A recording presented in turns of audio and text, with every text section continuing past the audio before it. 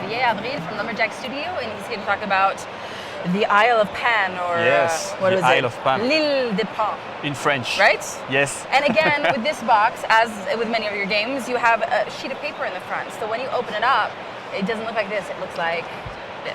And look at that.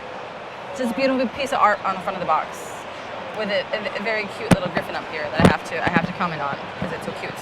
I really like it. So please tell me about the game.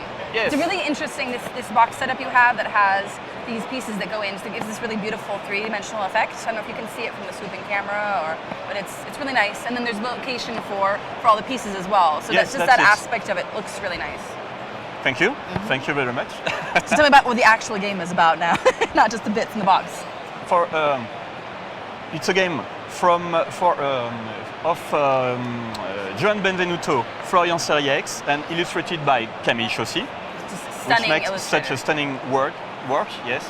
And what is the action? We are explorers, okay, and we are discovering the Isle of Pan, okay. In this island, we will meet different species of animal, like honorific animals, you know, and basically during your turn, so you can play the game from 2 players to 4 players, okay, around the age of 8, from 8 years old. It takes like 30 or 40 minutes to play a game, and depending on how many players play the game. And at your turn, we start the game with only the starting tile here. Every explorer will put his explorer I love these meeple, pieces. thank really you, nice. Here in the starting tile. And as you can see on each tile, there is on each landscape tile there is different kind of ecosystem: desert, mountain, lake, plain, and even magical portal. I was going to say, I see the little shiny area as well. Yeah. So at a player's turn, you just have to choose one of the 3 tiles available. You choose one. For example, if I pick this one, I will pick 2 reptiles because there is 2 deserts. So I pick in the box. I put it. Let's say that I'm the purple player in my reserve. The lake don't get me nothing. Okay. Okay. And then after, I have to put it in game. The only rules I have to respect is 3 sides must match the tiles already in game. Okay. Not depending the ecosystem, but just to match with 3 sides here. Okay. Okay. You cannot do that, for example. Okay, I understand. Okay. So to avoid go holes. into a section. Yes. To avoid holes and yes. So when you do so, then you can move your explorer from 0 to 3 space. And when you finish your movement, you can say, oh, what's happened in that landscape? It's a desert. Can I see some animals? It's a good move because I have here 2 reptiles. I can put them here, and I will. Oh, yes, we have this token on our scoreboard.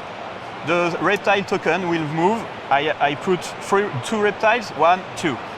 So all the game, it's one of the way to score points, and you will choose a tile, put it in play, and take animals, and try to observe them on the island. Wild. And you will continue moving these pieces further and further up the board. Yeah. At the end of the game, you will score by adding the different score on each pieces. So here it's 6, 8, 11, for example. You make the sum and you have your points.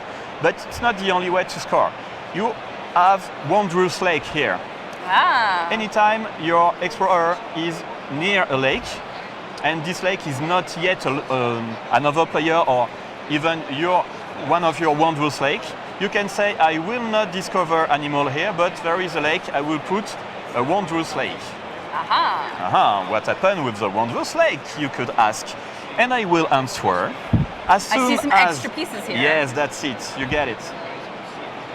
As soon as there is only 2 of the 3 different species around the lake, nothing happens. But as there is the 3rd species, a wondrous creature will appear. Yeah, a fantastic beast will appear. Fantastic. And what happens? You will check how many tiles are occupied by animals around the lake and choose one of your tokens and move it as much space as there is tile occupied by the animals around the lake. I see. Okay. Every time one of your tokens goes there, you win the right to replay a move and to put animals on board. So there is a lot of combination. You try to put tiles to block your opponents, because maybe you want to put a lot of animals and you go there and you say, okay, there is your third one. So he has to make a pier here, so he will maybe make only 3 space. If you let him go and put a lot of animals, he will Get a whole lot more animals. yes, Yeah. yes. So there's a balance going on there. Yes, at the end of the game, all the wondrous lakes you don't have used are attached to a type of ecosystem. This one is desert, this one is plain. We will check who is the greatest desert, for example. You just largest, one, largest. Yeah. Thank you, the largest one. For example, we'll say here there is a desert of 4 space. I have kept my my tiles here, so I can move. I can score 4 points. Okay. Yes. So if you put Wondrous Lake, you can have the chance to make appear Fantastic Beast and score like that. But if you don't, you will score at the end with every domain, with the largest domain of each ecosystem. And that's pretty much it. So it's a fast learning game. As you can see, the rules is very very nice and thin. I can tell. Yeah. Very light.